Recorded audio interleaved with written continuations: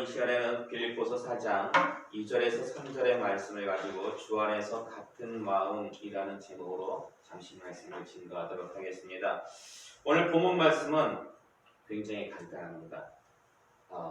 그러니까 사도 바울은요, 빌립보 교회 안에 있던 불화에 대해서 특별히 유오디아와 순두개의 화해를 권하면서 더불어 빌립보 교회 성도들에게도 이 두 여인이 화해할 수 있도록 도울 것을 부탁하고 있습니다.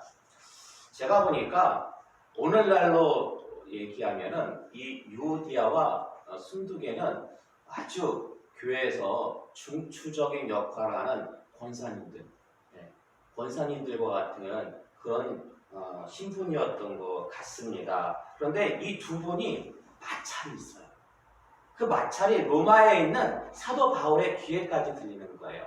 자그마한 마찰이 아니라 굉장히 교회를 떠들썩하게 하는, 그리고 아무래도 중추적인 역할을 하다 보니까 유오디아 편도 있을 테고 순두개 편도 있을 테고, 그래서 그게 좀 굉장히 교회를 어지럽게 했던 것 같습니다. 그래서 그 문제를 해결하려고 지금 사도 바울은 편지를 쓰고 있는데요.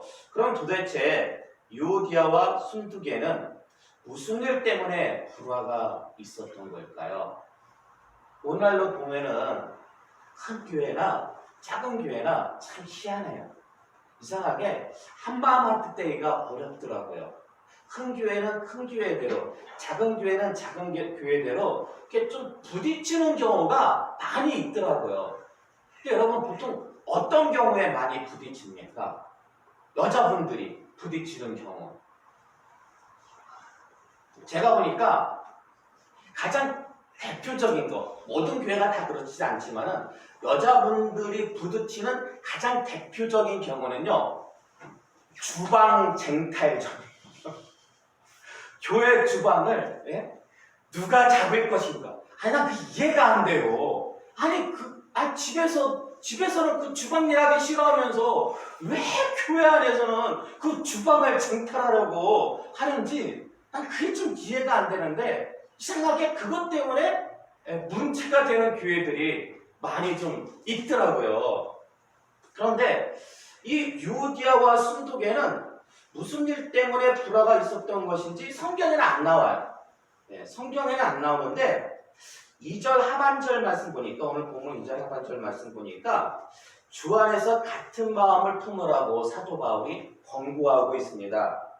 이로 볼 때에 유오디아와 순두개는 주 안에서 한 마음 한 뜻이 되지 못했던 거예요. 한 마음 한 뜻이 됐으면은 불화할 이유가 없죠. 한 마음 한 뜻이 되지 않았기 때문에 불화했던 건데요. 여러분, 한 마음 한 뜻이 된다는 게 다른 말로 하면은, 더 쉬운 말로 하면은 그게 뭔지 아십니까? 지금 빌립보서 우리가 살펴보고 있는데 4장의 말씀을 살펴보고 있어요. 그런데 빌립보서 2장에서 이미 사도 바울은요, 한 마음 한 뜻을 얘기하면서 이 마음을 가지라고 얘기하고 있습니다. 그렇죠. 자, 빌립보서 2장 앞으로 한 장만 넘기실까요? 2장 1절에서 4절의 말씀 한 절씩 교독하도록 하겠습니다. 제가 1절의 말씀 공독할게요.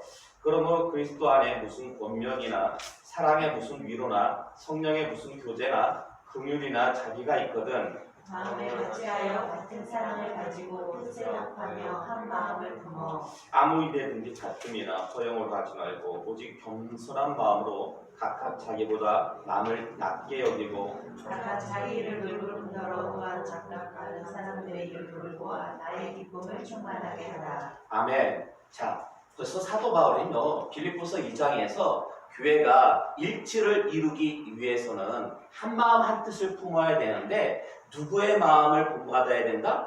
자, 5절과 6절의 말씀 기도할게요. 너희 안에 이 마음을 품으라. 곧 그리스도 예수의 마음이니 그는 근본 하나님의 본체시나 하나님과 동등됨을 취할 것으로 여기지 아니하시고. 아멘. 자, 지금 빌립보서 2장에서는요, 한 마음 한 뜻 될 것을 얘기하면서 겸손한 마음을 가지래요. 그런데 그 모범으로서 누구를 제시하고 있냐면 예수 그리스도를 제시하고 있습니다.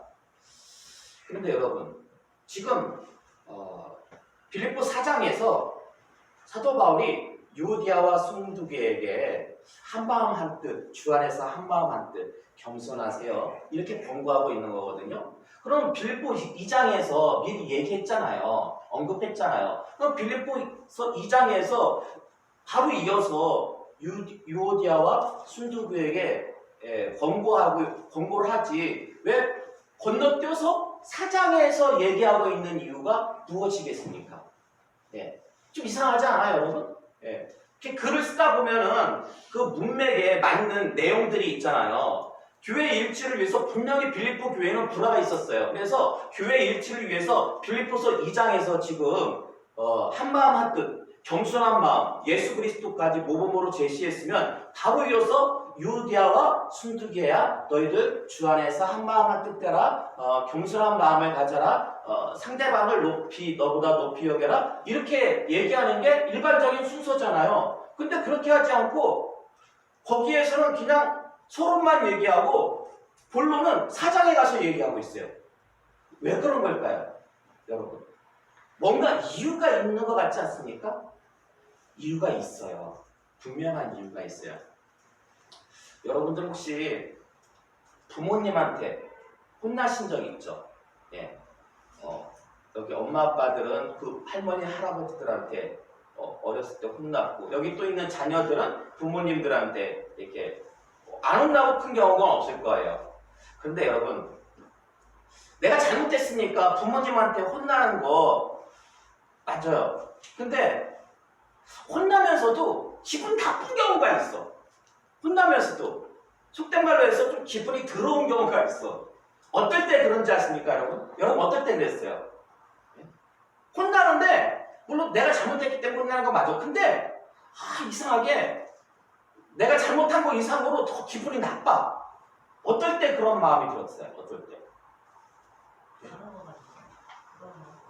그거 말고 내가 지금 잘못한 건 요일인데 옛날에 잘못했던 거 다 끄집어낼 때, 그때도 기분 나쁘고, 또 어떨 때 기분 나쁠까요? 어떨 때?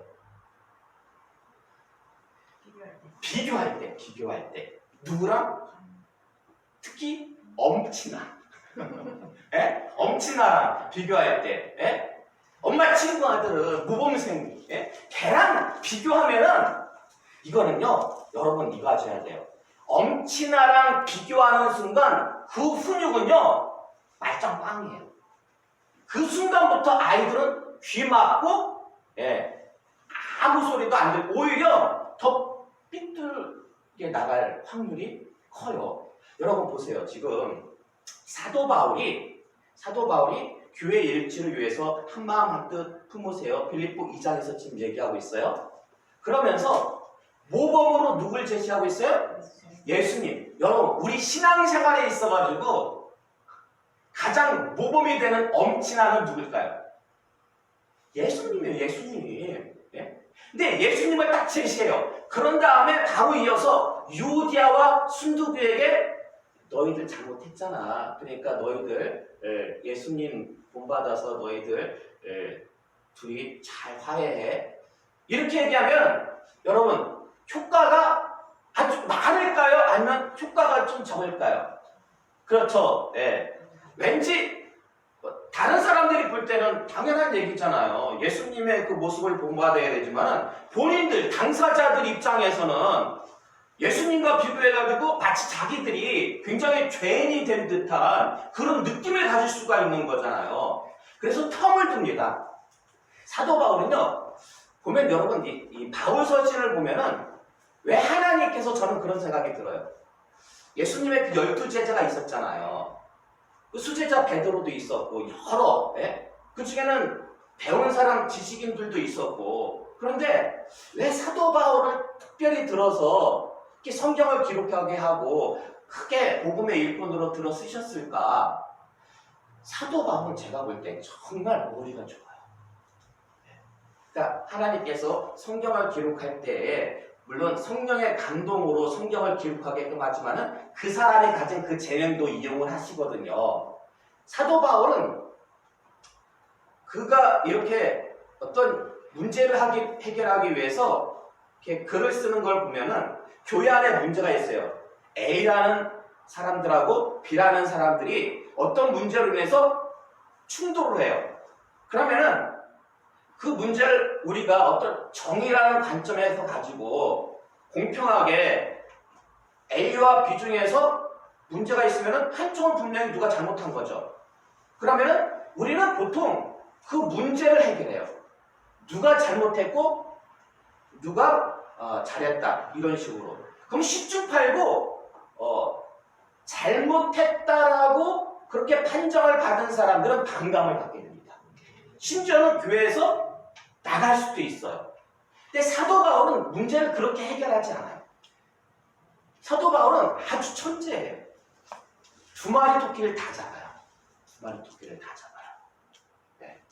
그런 모습이 바울 서신에서 곳곳에서 보이는데 이 빌립보서에서도 보여요. 자, 지금 빌립보서 2장에서 교회 일치에 대한 권면을 얘기했고 그리고 모범으로 예수 그리스도를 제시했습니다. 텀을 두고 4장에서 다시 유오디아와 순두개에게 하나 될 것을 얘기합니다. 그런데요, 그 텀인 2장과 4장 사이에 뭐가 있어요? 3장이 있잖아요. 3장. 네? 그 3장에 누구를 언급합니까? 그 3장에 우리가 계속해서 살펴봤죠. 3장에 두 부류의 사람들이 있어요. 빌립보 교회 안에 어떤 사람들이 있었냐면은 유대주의적 율법주의자들과 그리고 반도덕주의자들, 이들을 빌립보 3장에다 딱 껴놓은 거예요. 왜 껴놨을까요? 왜 껴놨을까요? 그렇죠. 예수님과 비교하는 게 아니라 그들과 유오디아와 순두개를 비교하기 위해서. 아니, 목사님 아까 비교하는 것은 반감을 산다면서요. 아니에요. 여러분, 사도 바울이 어떻게 비교했는지 아십니까? 2절의 말씀, 3장 2절의 말씀 보세요. 3장 2절의 말씀 보면은 유대주의적 율법주의자들에 대해서 사도 바울이 뭐라고 고백하고 있습니까? 그들을 뭐라고 불러요? 개들이래요. 야, 개들. 이게 정말 번역이 점잖은 번역이어서 개들이지, 이걸 좀 번역을 갖다가 아주 직설적으로 하면은 이게 지금 저주하고 욕하는 거잖아요. 개 XX들이에요. 이거 지금 좀 심하게 번역하면은 유대주의적 율법주의자들을 사도 바울이 지금 뭐라고 얘기하고 있냐면 개들이래요. 행악하는 자들이에요. 몸을 상해하는 일. 이걸 예전 개혁 성경에는 손할례당. 누구라고 이름도 얘기하지 않아요. 이름도 언급하고 있지 않고 그냥 개들이래요. 개들. 행악하는 자들. 손할례당. 그 사람들을 뭐 하래요? 세 번씩이나 강조하고 있어요. 상가고 상가며 상가하라. 분명히 그 빌립보 교회 안에 있는 사람들이에요. 근데 여러분, 오늘 본문 2절 말씀 보세요. 오늘 본문 4장 2절의 말씀 보면은요, 이름을 언급해요, 안 해요? 직접적으로 이름을 언급하죠. 이름을 언급하는데 아까는 상가고 상가하라. 근데 지금 유오디아와 순두개에게 뭐라고 얘기하고 있습니까? 내가 권한다. 이걸 좀 아주 다른 문장에서 보면은요, 성경에서 이 단어를 다른 데서 이렇게 보면은 간청한다, 내가 빈다, 부탁한다, 이런 뜻으로도 쓰였어요. 권한다. 그리고 그 3절 말씀 보시면은요, 사도 바울이 부탁합니다. 교인들한테, 빌립보 교회 그 지도자와 그 교인들에게 너희가 그 유오디아와 순두개가 이렇게 화해할 수 있도록 너희가 그녀들을 돕고 도와라. 언어적으로 보면은 그 지도자뿐만 아니라 그 교인들에게 돕고 도우라는 그런 뜻이에요. 그러니까 사도 바울은 지금 권면하고 있고 도우라고 하고, 이게 유대주의적 율법주의자들과는 아주 대조적이죠. 바로 이어서 나오잖아요. 3장에서 개들이라고 그러고 해악하는 자들 삼가하라고. 근데 여기서는 권한다, 돕고 도와라. 그러니까 유오디아와 순두개가 지금 자기들이 잘못한 거예요. 불화의 원인들이에요.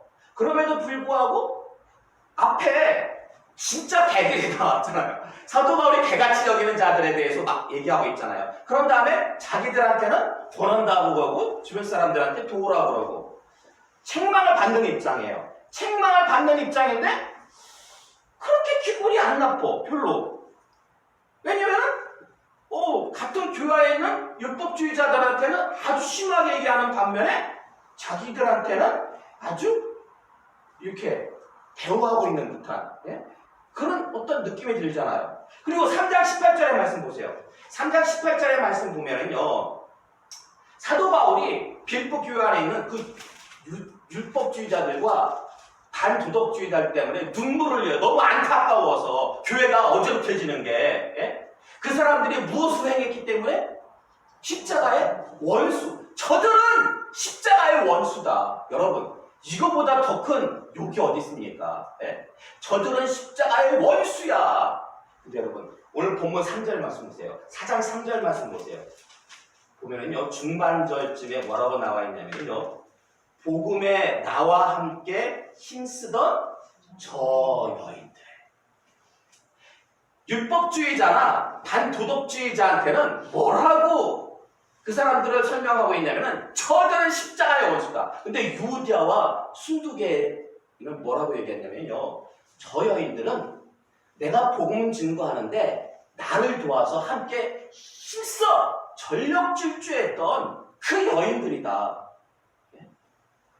뭐 하고 있어요 지금? 사도 바울이 칭찬하고 있어요. 칭찬하고 있어요. 그러니까 유오디아와 순두개가 처음에는 자기들의 이름이 거론되고, 그러니까 어쨌든 책망 받는 거니까 약간 좀 기분이 안 좋을 수도 있어요. 그런데 칭찬을 하네? 다른 사람들 교회 안에 있는 반도덕주의자 같은 경우에는 십자가의 원수라고 막 그렇게 욕을 했는데 자기들한테는 이전에 자기들이 잘했던 그 모습에 대해서 칭찬하고 있는 거예요. 그리고 여러분 3장 19절의 말씀 보세요. 3장 19절의 말씀 보면은요, 그들의 마침은 뭐다? 멸망이다. 멸망. 이 원어적으로 보면은요, 지옥에 떨어진다라는 거예요. 율법주의자나 반도덕주의자들은 한 교회 안에서 신앙생활하고 있지만 그들의 결국은 뭐다? 지옥이다라는 거예요. 근데 오늘 본문 3절 하반절의 말씀 보여요. 3절 하반절의 말씀 보면은 그 이름들이 어디에 있다? 그 여인들의 이름이 생명책에 있다라는 거예요. 비록 불화의 원인이 됐지만은 그 여인들은 내가 복음 증거하는데 아주 전력 질주했던, 함께 힘썼던 여인들이고, 그리고 그 이름들이 생명책에 있다. 만약에 여러분이 유오디아와 순두개예요. 교회에 어떤 일치하는데 그 방해물이 됐고, 그리고 어떤 불화의 원인들이 됐어요. 그래서 교회 목사님으로부터 아니면 어떤 회의로부터 여러분이 책망이나 정죄를 받아요. 근데 이렇게 받는다면, 이렇게 책망을 받는다면, 사도 바울이 한 것처럼 여러분 그 권면, 사도 바울의 권면, 화해 권면을 받아들이겠습니까? 안 받아들이겠습니까?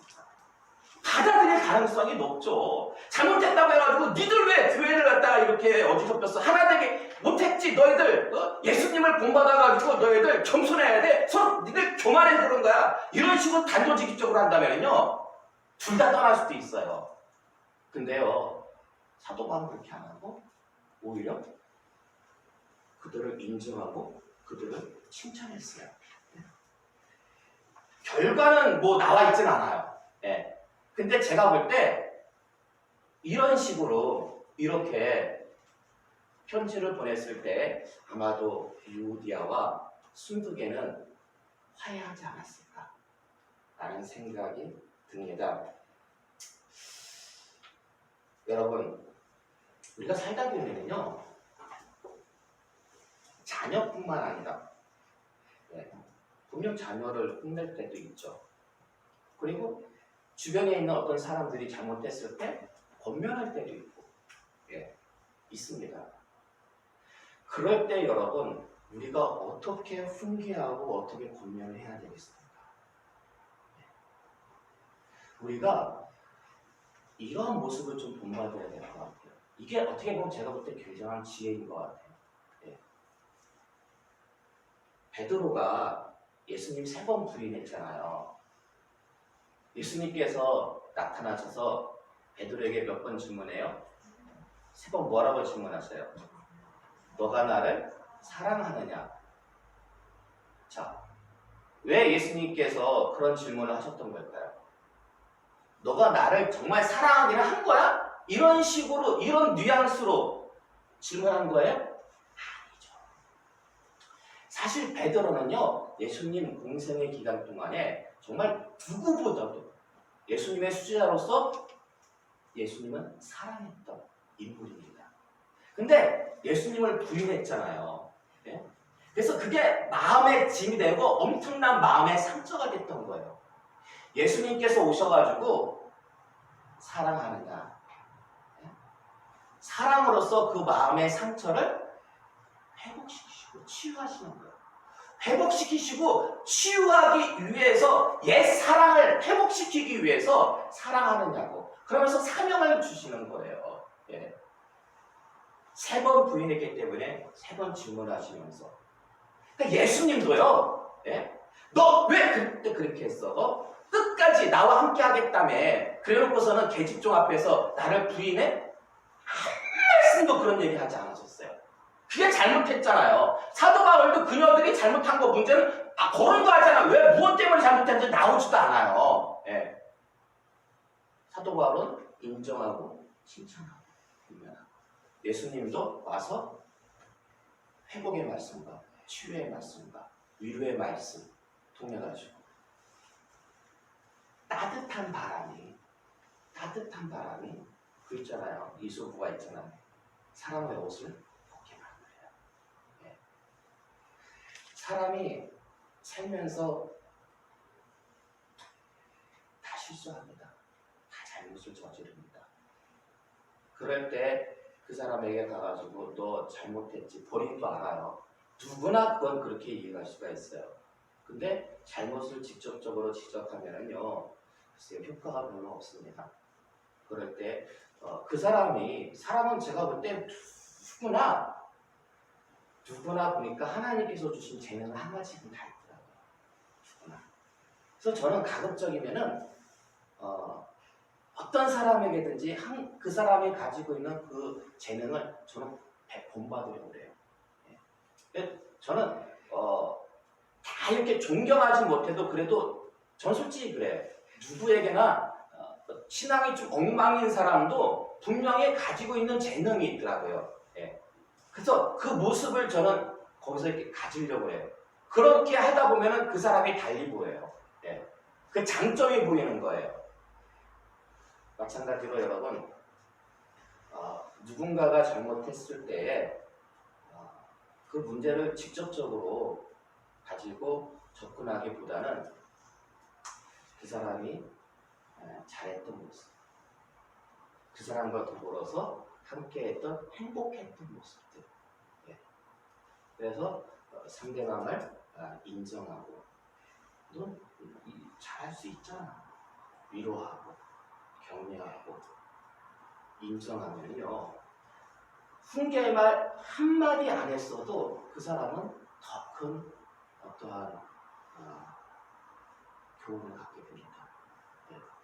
경각심을 갖게 되고, 좀 이런 모습이 우리 가운데 좀 있었으면 좋겠어요. 그래서 주님 앞에 서는 그날까지 주님처럼, 사도 바울처럼 우리 주변에 어떤 어려움이, 잘못이 있었을 때 상처받은 사람들에게 다가가서 정말 위로하고 인정하고 칭찬함으로 어떻게 보면 사랑이죠. 사랑으로 문제를 해결하는 정말 지혜로운 여러분들이 다 되시기를 주님의 이름으로 축원합니다. 이 시간 우리 함께 기도하기로 합니다. 주신 말씀 기억하시면서요. 우리가 주님 앞에 가는 그날까지 이 세상을 살아가는 동안 정말 주님의 어떤 지혜로운 모습, 사도 바울과 같은 지혜로운 모습으로 누군가를 권면하고 누군가를 훈계할 때에 회초리로 다가서기보다는 사랑으로 위로하고 인정하고 격려하는 그런 모습 갖게 해달라고 이 시간에 기도하기로 합니다. 함께 기도하시겠습니다.